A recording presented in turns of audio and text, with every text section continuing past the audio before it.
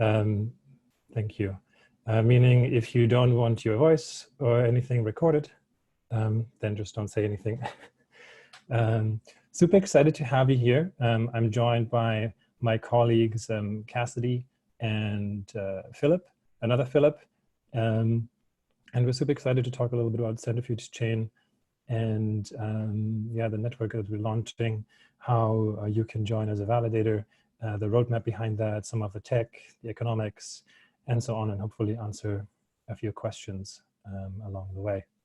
So we have a couple of slides prepared, but of course we're super open to your questions as they come up. Feel free to type them in the message box, and we'll make sure to answer them as we go. And without further ado, I'm going to start. Unless Cassidy and Philip, do you have anything to add before we get started? Nothing on my All end. good. Cool, great. Well, thanks for joining us. So, quick overview of what we're going to cover. Well, first we started with an overview of Centrifuge. Most of you will probably know what we're doing, and nevertheless, just to get everybody on the same page, talk a little bit about that. Then the economic structure or the economics of Centrifuge Chain, how that looks like. Philip, that's going to be covered by Cassidy. Philip is going to talk through the technical setup, kind of the networks, how to run a validator and so on, and also talk about what's next. And then we'll go into questions for sure towards the end. This is scheduled for an hour, but we hope we're going to be able to give you some time of your life back at the end and actually end a little bit earlier. If we need the time to answer questions, that's perfectly fine as well. Cool. So let's start with an overview. So what is Centrifuge, or Centrifuge OS, as we call it in general? So we have multiple layers here, and one of the basic things that our users of Centrifuge do, they exchange financial documents in a private, secure, and verifiable way. And when we say financial documents, we talk about supply chain documents like invoices, purchase orders, and these kind of things. And I'm going to go on an example. But also we have others like exchanging mortgage loans or other just financial documents that are being shared between parties. They do that in a peer-to-peer way, and they generate an unalterable single source of truth for all the involved parties. And all parties can be two parties. It can be any number of parties exchanging and collaborating on these financial documents. And then they tokenize them. So they create NFTs. So actually on Ethereum in ERC 721, that represents these financial documents, and they can access the DeFi ecosystem. For now, that's on Ethereum. We're actually live on Ethereum since May. And of course, as we're kind of going into kind of the blockchain multiverse, we also want to be able to connect to other blockchains and other DeFi ecosystem. But for Centrifuge Chain today, we're going to focus mostly on the unalterable single source of truth, so a public notary, so to say, of these off-chain documents, and the tokenization. That's really what we're launching with for Centrifuge Chain, and then we're going to add features on top of that. So a graphical overview of how Centrifuge works. So in this case, we have two companies doing business with each other, and Tire LLC is selling tires to Big Car Inc. And at some point they want to be paid. So they use Centrifuge to send their invoice, and an invoice in this case is a structured document that is well known within the Centrifuge network. And we have different document types, as I mentioned earlier, invoices, orders, and mortgage agreements, and so on. So these can be defined by anybody sharing these documents with each other.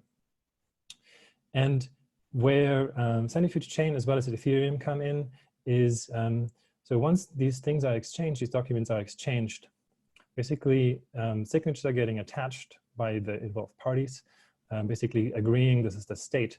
And then there's an anchor being published on a public blockchain, in this case, Centrifuge Chain, where from this point onwards, anybody involved in the document can prove the authenticity of the document. They can prove the authenticity of specific values within a document. Like, for example, for an invoice, if Thai LLC wants to get financing for an unpaid invoice, they need to be able to prove that this invoice is a certain amount, or that it was really signed and received by Big Car Inc.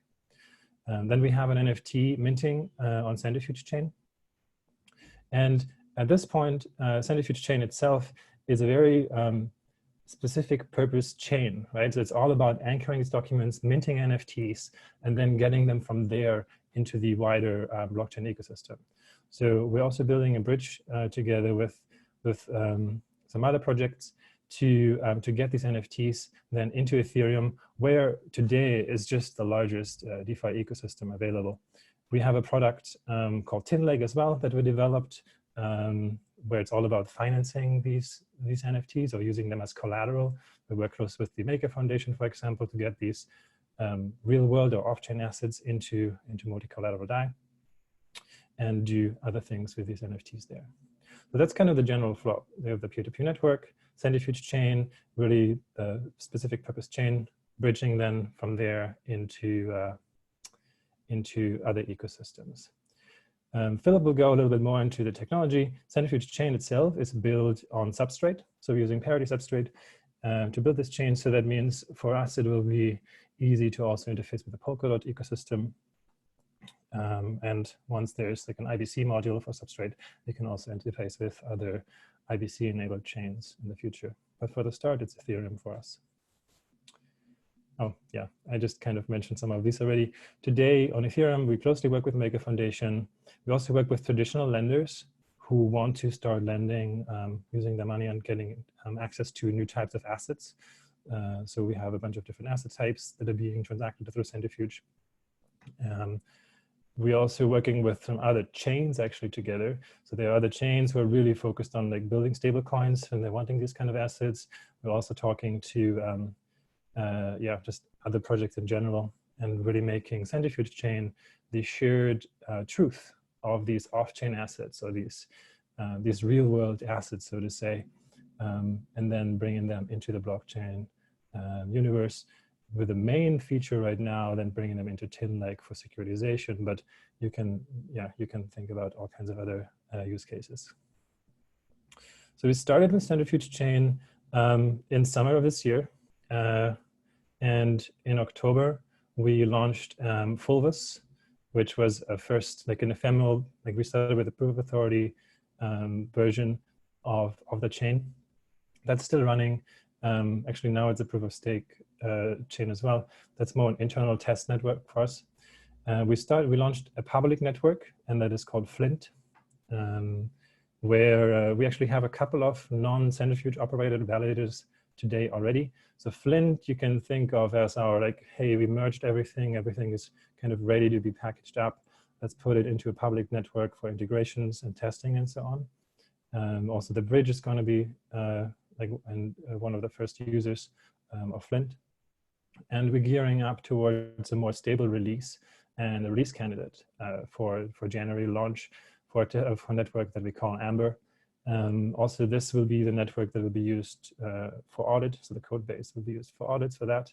And then kind of towards end of Q1, once we're through with audits, want to launch this as mainnet. So when we talk about validating Centrifuge chain, we are super interested in working with you for both Flint, Amber, and of course for mainnet as well. Because we want to test how everything behaves with a wide variety of validators, staking, and all these kind of things. So where we're today, well, Centrifuge itself is live already since May. And so we financed on Ethereum real dollars / DAI with a bunch of different asset types, with a bunch of different lenders, and so on. We're going to launch Centrifuge chain as a standalone proof of stake chain. Even though we built on Substrate, we're not going to wait for Polkadot to launch and become a pair chain. So we decided to go the route of a standalone chain and then go from there. We also received a couple of grants along the way to build this, to build integrations. And of course, as we're here and talking, we're open to outside validators and really working with the wider community to really make this as decentralized and open network as possible. So I'm going to pause there for a second before handing it over to Cassidy for the next section. If you have any questions that you want to throw in, if not, we can continue and try to cover them towards the end. 3, 2, 1. All right, then I'm going to pass it on to Cassidy. Cool. So I'm going to give a really brief overview of the economic structure. I won't go into too much detail to leave it a little bit more open for your questions. And also that we're still in the process of working a lot of these parameters out as well. So the basic gist, it's going to be really similar to Polkadot if you're familiar with that system. So the selection mechanism, it's nominated proof of stake. So that's what comes out of the box basically with Substrate. And what that means that's maybe more important for you as a validator is that block rewards are evenly distributed amongst all the nodes. So it actually, the reward that you receive doesn't just depend on the amount of stake that's staked towards the node, just that we would have a n number of validators, and if you are one of those n number of validators, then you would get the same block reward. The curve that we have is going to adjust according to the percentage of the token supply that's staked, and that's the typical Polkadot approach. Except for the beginning, we're really going to have a gradual ramp up of that parameter, as well as what target percent that we want bonded, the number of nodes that we'd like, and the growth of the token supply. So we'll actually probably keep that adjustment of the block reward curve quite narrow, and instead target a more specific token supply minting rate that we would like to target more than just the percentage of the supply that's actually bonded at any given time, at least for this beginning part of the network. And then the last thing here, we will have slashing parameters, and those will be very similar to Polkadot. And you can find those parameters on the Polkadot wiki as well. So then just to give you, Philip, if you can go to the next slide. Yeah, 1 second. And I think one parameter that we know already, that we're going to open 50 validator slots, right, for the start. Our target, yes, will be to have 50 node slots. That is correct. And so this isn't meant to be an accurate curve, but just to give you an idea of kind of what we're targeting here. So 50% of the entire supply of the tokens, and the supply of the tokens will be capped. 50% of them are reserved specifically for rewards. We want those rewards to have a half-life of 5 years. So what we mean by that is we want half of all the rewards that are going to be minted to be minted within those first 5 years. And that's really to incentivize your participation early on so that we have a network that's actually functional and useful for our users. But one thing that we've noticed in contrast to other networks is we are actually not expecting to have the largest amount of use of our platform at the very beginning. So we're going to target an initial target of maybe 1.5% of the token supply to be minted. So I guess you might know that as something like an inflation rate. So we'll target something around there for this very beginning of the network and have a gradual ramp up to our peak target of around 6%. And so that's just to make the validator support of the chain and the usage, the actual usage by business users of the chain to coincide that a little bit more accurately. And actually, one thing I forgot to mention earlier when we said Q1 launch. So that's like for us, our goal is to launch the chain in March and get real volume moving over from our current Ethereum version, and then like really ramp up like as a wider launch or a wider like public push towards end of Q2 when we actually can prove the chain is running, there's real value going through. So we're calling it a soft launch, but it's like a public network that's being ready. So that's also kind of what Cassidy is saying, and like starting with a lower transaction volume, really proving out everything works, and then gradually moving all of our users over to Centrifuge chain and ramping up the volumes that are going through. Yeah. And then the last thing that I'd just like to highlight is that we will be having a validator grant program, and we're still working on exactly what the parameters of that will be. But basically, we'd like to support validators who are contributing to our network with actually getting started with a little bit of the radial token. So what you will need to do in order to be considered for this grant, at the very minimum, we'd like you to be running a validator on Flint, a validator on Amber, so those are both of our test nets. We'd really love your participation in these validator calls. And most importantly, we would really value your feedback. And so if we have all of those things from you, then that would make you a really great candidate for our grant program going forward. So I guess I can open it up for any questions before we move on to the technical stuff, or we can save questions for the end. I haven't seen anything in the chat come up yet, so also feel free to type something in there. Yeah, or Cassidy, maybe one thing, we just talked about rewards, but maybe a word on transaction fees. Well, there will also be transaction fees that you can charge as a validator, and those will be, and we will only have very few types of transactions actually at the very beginning of the network. So those will be pretty standard fees that you can charge and already earn for the cost that you incur as a validator through those fees. Cool. Okay. Philip, over to you. Oh, there's a question. All right. Hi, everyone. The other Philip is here. Philip, wait a second. Hold on a second. There was actually there was a question. Oh, sure.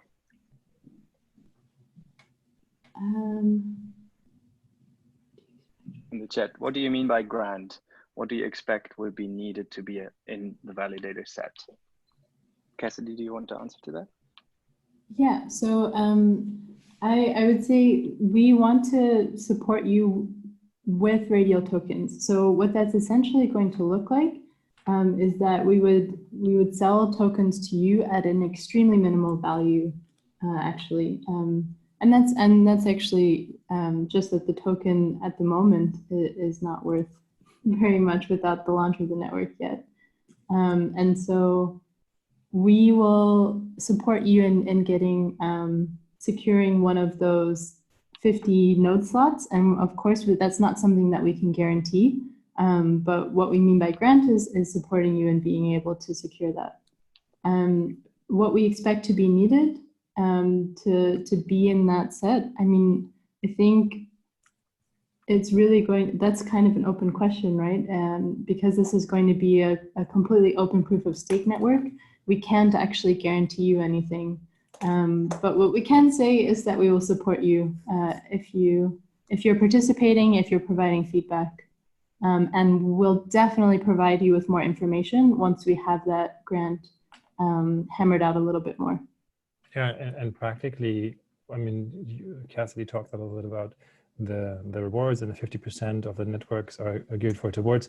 We also do have an allocation of the radial tokens for grants. So we'll tap into this in order to support you for your contribution to the network by running a validator on Flint, by running a validator on Amber, where there's no real economic value that you're getting out of it because it's just test networks, but giving out grants to you to support the network. And then, of course, as Cassidy said, supporting you also on the way to mainnet and being a validator there. I hope this answers your question. Philip, do you want to continue? Sure. Yeah. So the other Philip is here. Hi, everyone. I'm excited for us to have this call together. And I'm going to talk a bit more about the technical side. It would be great if I could take over the screen share, Philip, if that's possible. Yes, you can. You just have to start sharing, I guess. Or do I have to stop? It tells me I can't do that while another member is still sharing. Well, there you go. let's try this. Desktop 1. Okay, it doesn't seem to work on my end because I just upgraded to Catalina and I need some permission. So please roll that back and share your screen again, Philip. Okay. Do you want me to dive into some of the links? Yeah, I'll tell you which ones to click. Second. I just have to find my presentation again. Hold on. So let me just start from a high level view without any slides right now, but I think that's fine.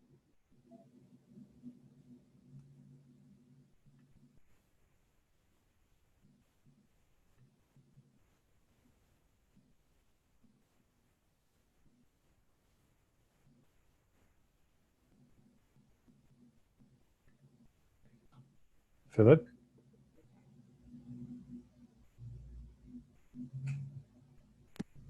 Hello, hello. Can you hear me? Yes. Now I can. Okay. So our chain is based on Substrate. Let me just give you a very short technical overview before we dive into my slides.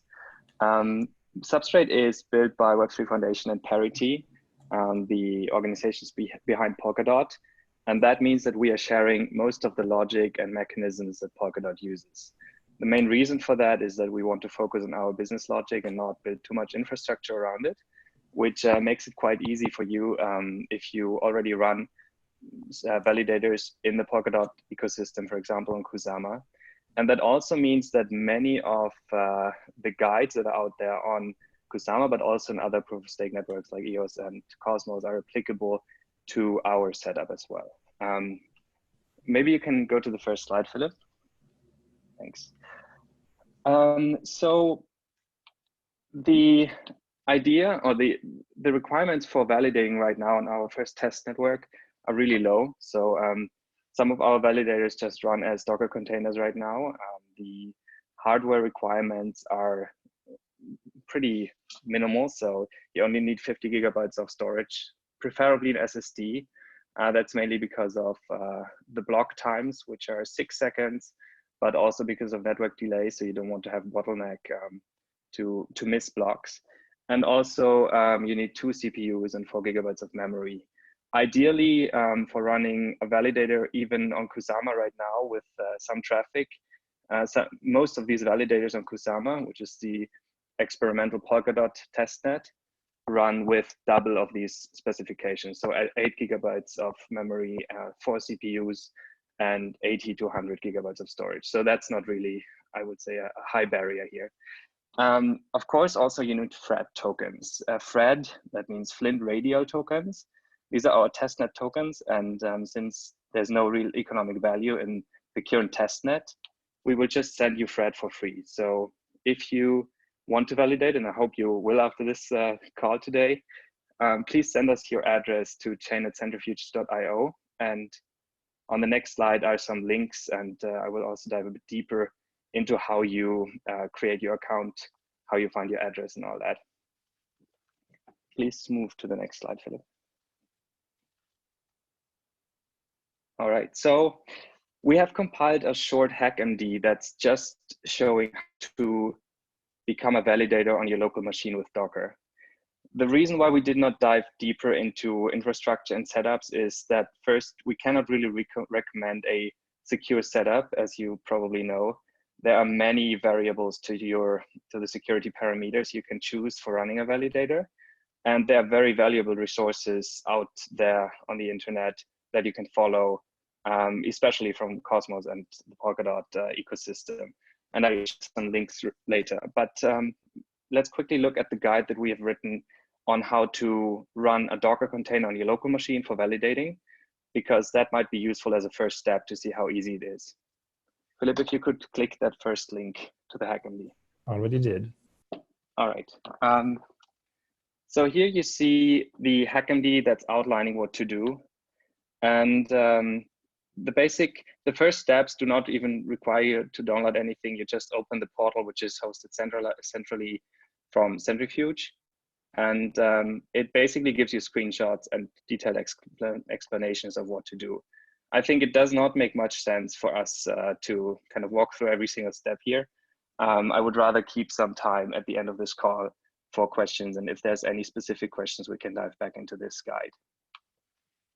Cool, back to the presentation, please.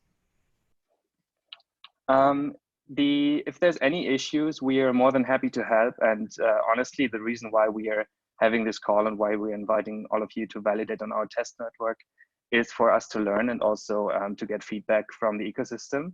So we are really interested in communication with you guys. And so please join our Slack. Philip, if you could go back on slide. The last link on this slide here is showing you a link how to join our public Slack. And there are two channels in there. One is called Validators. The other one is called Flint Testnet. And the links and the channels are also outlined on the last slide in this deck again. Next slide, please. All right, and here I already mentioned before that there are very good resources out there on how to set up production grade validators. So probably the most useful one that's most applicable to Centrifuge chain is the one from Web3 Foundation that is containing the whole scripts that Web3 Foundation uses for their own validators that are running on the Kusama testnet for Polkadot. So that first link is including Terraform and Ansible files. So you can deploy your own infrastructure with just a click. And it's following a lot of best practices that are outlined in a HackMD that's also contained in that GitHub repository. The second resource that's probably highly valuable is the one from Certus1, which is a validator on the Cosmos ecosystem. But they have very detailed descriptions on their security trade-offs and the infrastructure they are using. And that's already my part of the presentation. We are coming now to a short summary, and then we can discuss questions. And if there's any technical questions, let's just have them in the last block with all the other questions together, I would suggest. So in terms of next steps, please join our channels Flint Testnet and Validators on the public Slack. We also hope that you're engaged and want to validate on Flint now. That would be great, especially for feedback. And of course, to be eligible for our grant program, we would kind of wish that you also participated in validating right from the get-go. Then there's two links on the right-hand side of this slide.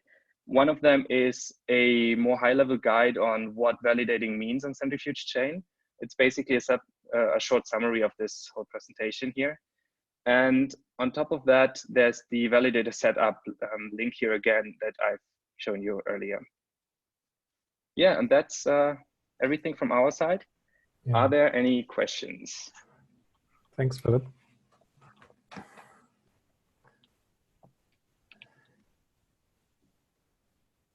Maybe, so if there are no questions, or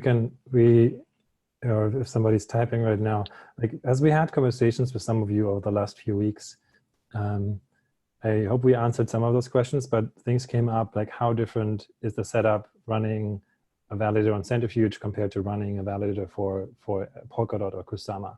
And the answer is it's really, really almost the same in terms of the binary and like the parameters and so on as we're building on Substrate. So if you're validating Kusama today, this will be super easy for you to replicate and support the Centrifuge chain. And I guess you already know that, but just wanted to put that out there. We're also working on a faucet that will be available for folks to use. Like right now, the faucet is just sending an email to chain@centrifuge.io, but we'll make that a little bit more self-serve as we go. I don't know if there were any other questions that you can remember, Philip or Cassidy, that came up in the chat or via email in the last few days that might be relevant to bring up right now. I would say if there's any more deeper questions as to the economics in that guide that's linked here on the slide, there's a link to the design specification, and that's a much longer paper where you can dive into some of the details, especially if you still have this open question of why it might be interesting to validate on the Centrifuge chain going forward. And so that's a little bit more of our outlook of the beginning of this presentation, the business side of things, what we really hope users use Centrifuge Chain for. And you're welcome to dive into that. And then always welcome to follow up with me with any other questions. Yeah, also on the token economic side and so on. Super happy to answer. Yep. Hey. I've got a question.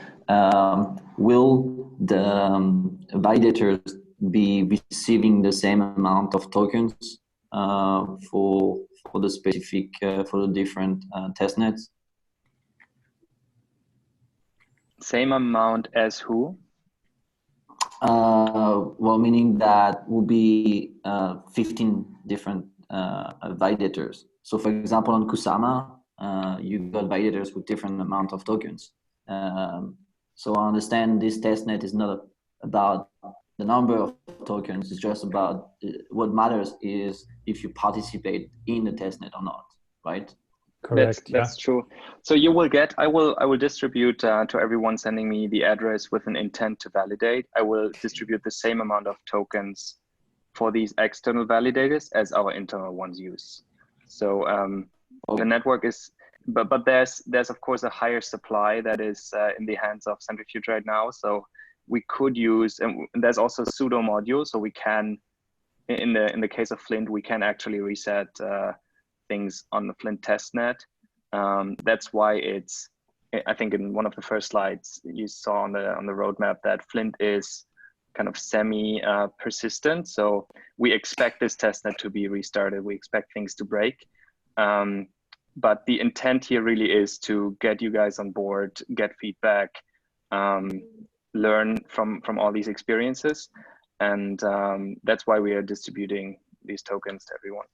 Yeah, and maybe also another note for like Kusama, from what I know from Web3 Foundation, the aim is with Kusama as OKSM actually at some point having an actual dollar value attached to it and being a parachain of Polkadot itself. Like for Flint and Amber, these are really test nets. Like you can think of them like Rinkeby or Girly for Ethereum. It's really separate test nets. So yeah, you will get the same amounts. And then of course, as we are moving towards Amber and then of course a mainnet as well, it's then of course to you to show that you have a secure setup and people actually wanting so to you will towards your validators. Okay, so you will have slashing in place or no slashing, and so I don't really follow on the testnet economics. We will have slashing also enabled, like especially on Amber. Right now on Flint, we had it off for a little while because we had some unexpected slashing conditions, but there will basically both will be as close as possible to what's running on mainnet, and as we roll out new features. So also on Amber, there will be slashing enabled, and really, yeah, testing out the chain, testing out the integrations, allowing you to run as close as possible to what's running on mainnet. Okay, thank you. So with regards to slashing, maybe one more detail that I've got asked about in the past. So there's two main reasons why you get slashed.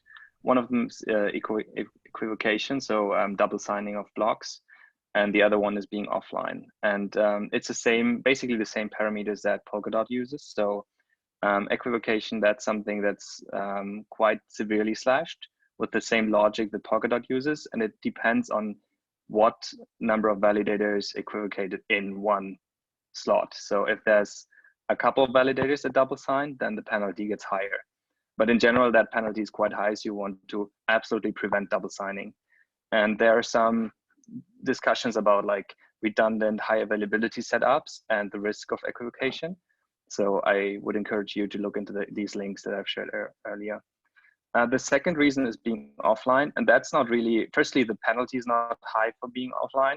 And secondly, the session duration will be probably 4 hours. That's the same as Polkadot uses.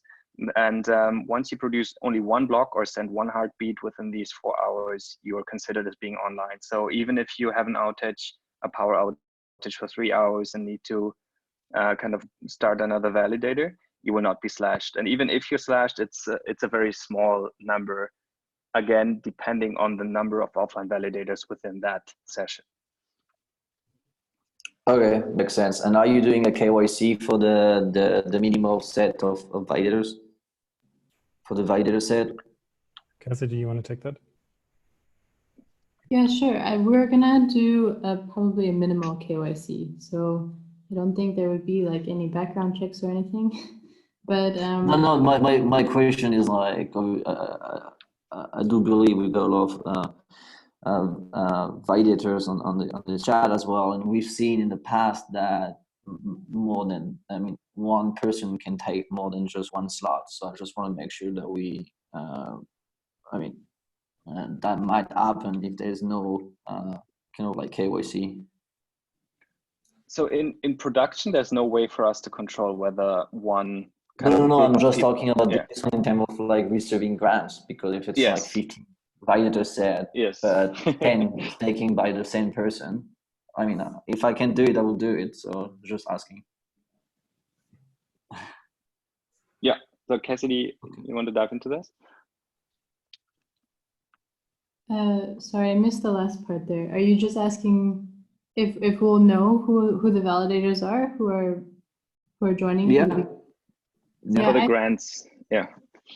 Yeah, for the grants, of course. Okay, makes sense. Because that's something that we would want to have a relationship with you. Of course, we don't have to know exactly all the details of who you are.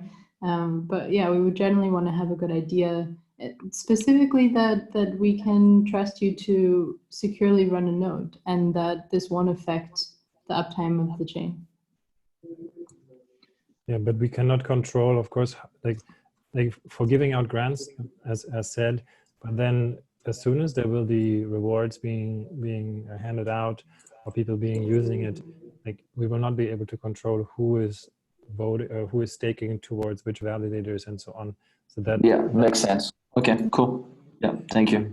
Yeah, and I just saw a couple of questions coming in from somebody who missed the first 5 minutes. Real quick, it's not going to be a Polkadot parachain. The question is, are we a Polkadot parachain? We're not. We're going to be a POS standalone chain. Is there remote key signing, or does it happen on the validators today? From what I understand, actually, so, both B and C, Philip, just maybe briefly answer how that works with Polkadot and Substrate. Yeah. So there's no remote key signing in Polkadot as of now. They are planning to implement remote key signing before Polkadot is released live, which is also scheduled for Q1 2020. So in the worst case, remote signing will not be there for the first couple of months of our mainnet. Having said that, there are a couple of other things you can do, as you probably know, like Sentry nodes. You can still use I don't think, no, you cannot use HSMs right now on Polkadot. You need to keep your key in memory. But you can, so the Polkadot system uses multiple keys. So if someone is getting access to your keys that you use as hotkeys that are online for creating blocks and for finalizing blocks, if these keys are compromised, they have no access to your stash. That's maybe something interesting. Yeah, when you say Polkadot, Philip, you also mean Substrate. Just yes, in this case, we're just using standard implementations that are also being used for Polkadot. Sweet. And also in the links that Philip mentioned, and we'll share the slides afterwards, but in those links on like the Web3 repository on the secure setup, you'll also find more on kind of the Sentry nodes and so on that Philip mentioned. Yeah. Cool. So, like, taking what we said, like yes, the first public testnet is live. We're integrating right now with our own software, the bridge, and the faucet, and so on and so forth, and really gearing up for the launch of Amber, and then for the mainnet launch in Q1. And we would love to have you participate in that. Reach out to us, write us. With some of you, we already had direct conversations, and hopefully this gives a really good overview and picture. And we'll be reaching out as we have more information on timelines and so on becoming clear. But yeah, we'd love to have you start validating and working with us. If any other questions, find us on Slack, send us an email. And with that, I think we're going to close it for today. And yeah, really wish you a good evening or good morning, wherever you are in the world. And talk soon. Thanks everyone for joining. Thank you, everyone. Thank you guys. Sweet. Bye.